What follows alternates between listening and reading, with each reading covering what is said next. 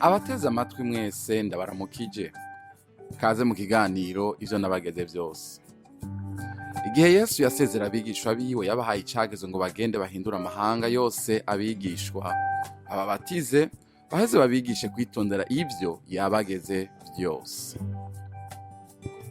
Muri iki kiganiro mutegurirwa mukongera mugashikizwa na jewe Yohani niyo ndiko, biciye kuri radio Ivyizigiro no ku zindi mbuga zikoresha ubuhinga bwa none. Turigira hamwe kimwe kimwe mu byo Yesu agomba ko tumenya, hanyuma ngo tubigendere bitume dukomeza urugendo rwacu rwo gusa nawe buri munsi.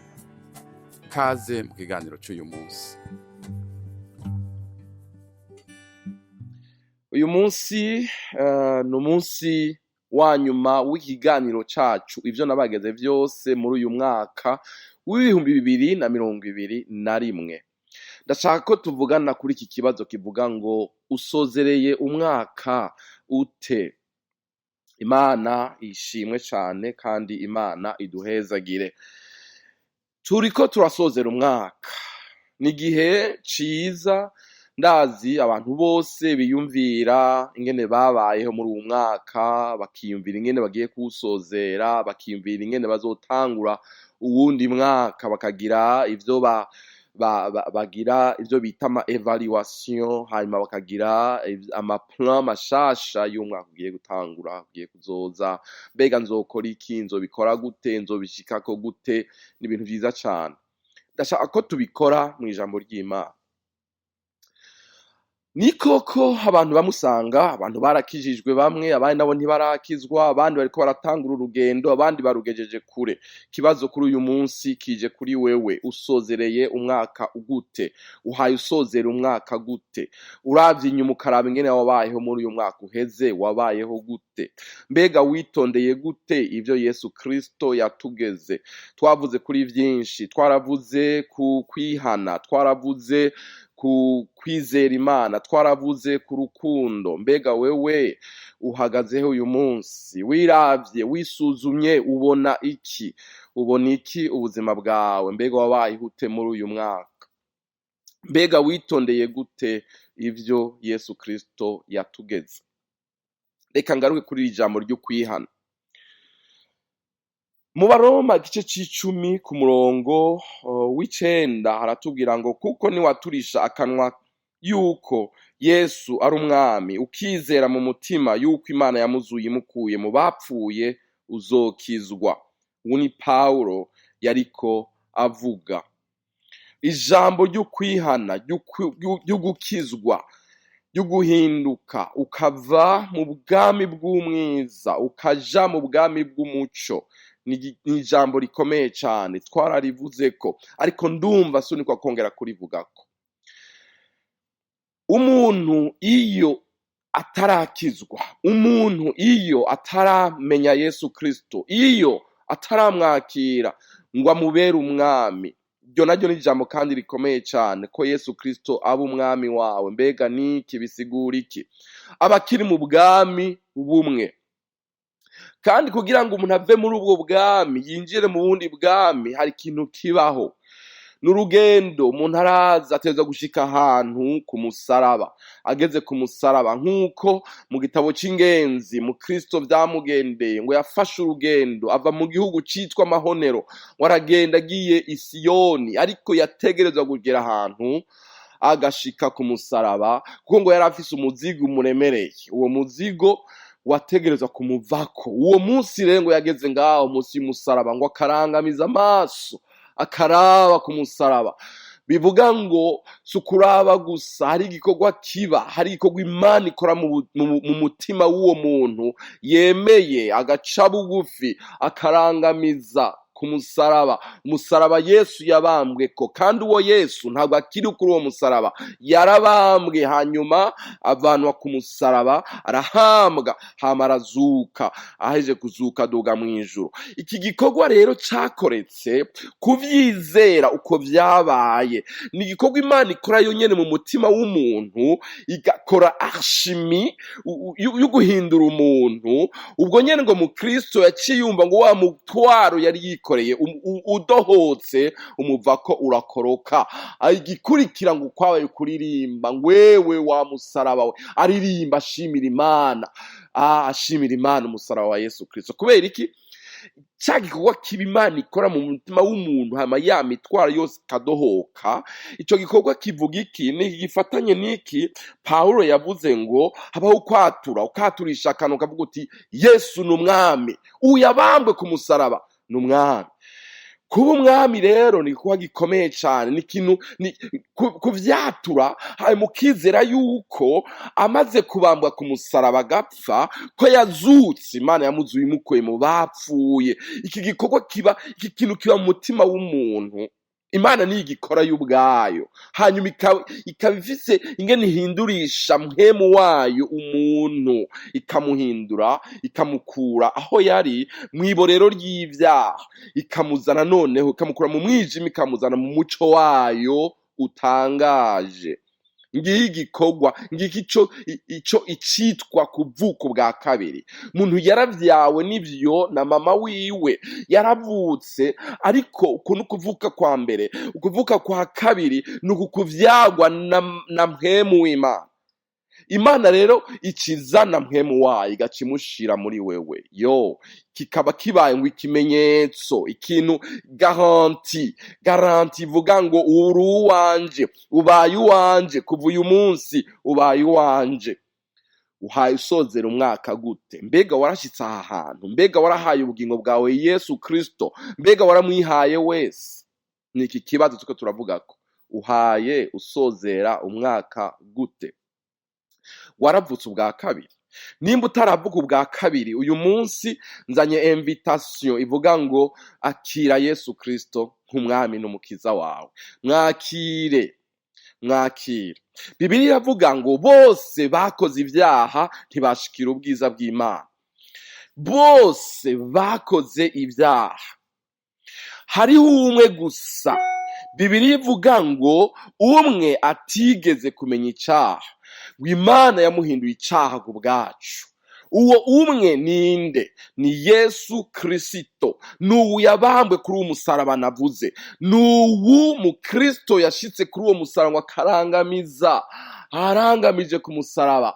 Bivuga ngo ni igikorwa c'ukwizera kandi n'ukwatura ko Yesu ari umwami. Ukizera Imana yaramuzuye mu bapfuye. Uyapfuye akazuka, uyapfuye agahambwa, yarazutse. Imana yaramukuye mu bapfuye, arazuka, ni muzima, kandi ukamuhamagara mu mutima wawe. Iri ryari ishusho ryatanguye vyaje kera mu gihe cyo mu isezerano rya kera. Habayeho umunsi Abisirayeli ngo bashavuje Imana, icago kirabatera, Imana barekuriramwo inzoka, ziraza zirabarya, zirabakomora, zirabarya. Hama ngo barataka Mose yinginga Imana. Imana ikiramubwira iti kora iki kintu Imana akubwira, cura inzoka mu muringa uyimanike ku giti, ubwire abantu bose ngo umuntu wese azorangamiza iyo nzoka, uwo muringa akawuraba ngo azokira. Noneho Yesu Kristo rero igihe kiragera, araza arapfa, hama amanikwa ku musaraba, hanyuma arapfa, arazuka. Nguma ndabisubiramo kuko iyi resurrection, uku kuzuka, ni igikorwa kidasanzwe. Ubu Kristo bwacu, ugukurikira Yesu Kristo kwacu guhagaze kuri iki kintu yuko Yesu Kristo atakiri mumva, yarapfuye ariko yarazutse, nkuko ivyanditswe vyari vyarabivuze. Yesu ni muzima.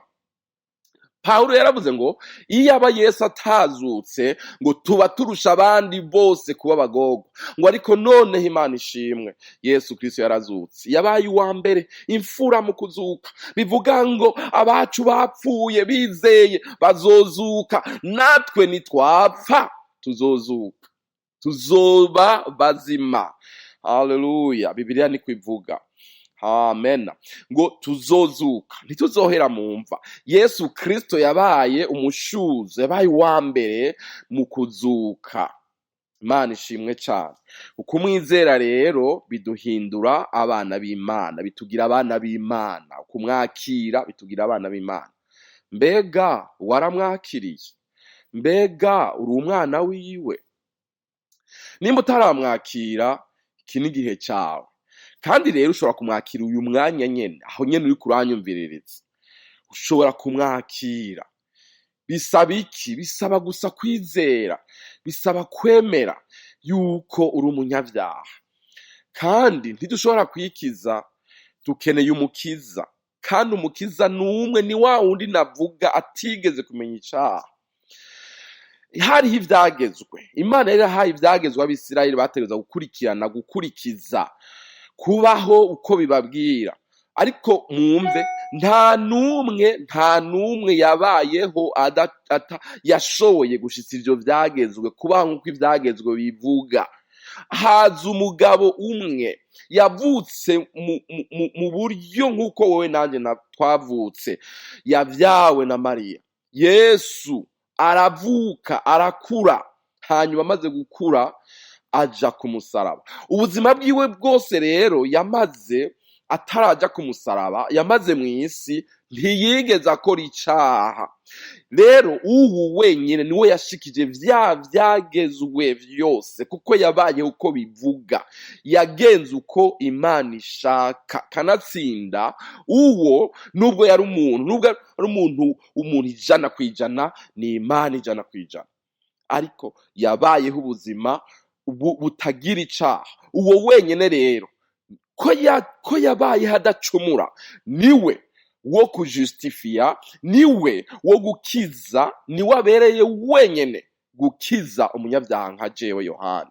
Niwe abereye, niwe ashobora gukiza no gucungura umunyabyaha nka wewe mugenzi wanje uriko uranyumviriza aho uri nyene. Duhamagarirwa gukora iki? Kumwakira, kumwizera. Reka mvuge kuri iri jambo ry'uko Yesu kumwakira nk'umwami.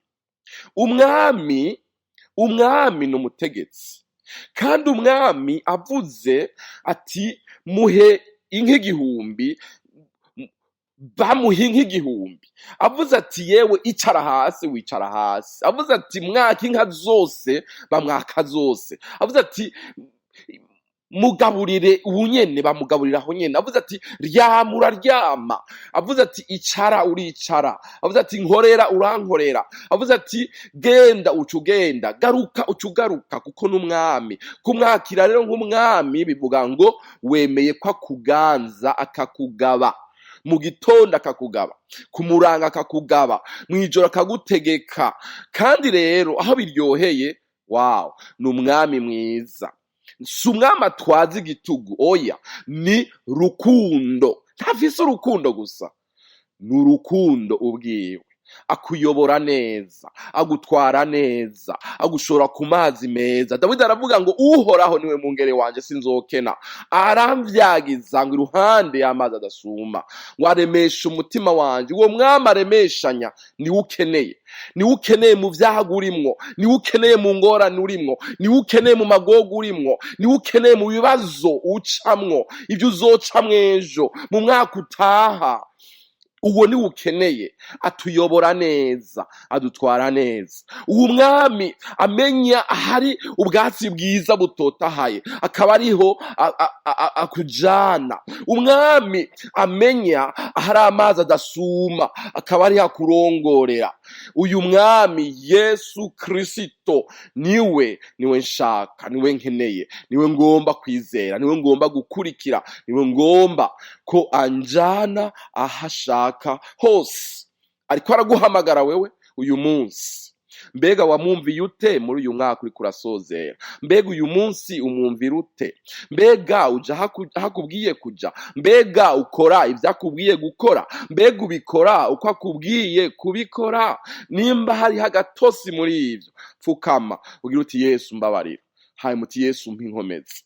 Nimba utaramwakira naho uyu mwanya, pfukama ubwire Yesu uti Yesu ingo mu mutima wanje, ingo umpindure mushasha. Yesu adufashe cyane, Yesu aduhezagire. Imana yakunze abari mw'isi urukundo rudasanzwe, niko Bibiliya itubwira. Hanyuma acaduha Yesu Kristo, aradupfira ku musaraba. Abamwizeye bose abahiki, nuheza kumwakira aguha ubugingo budashira.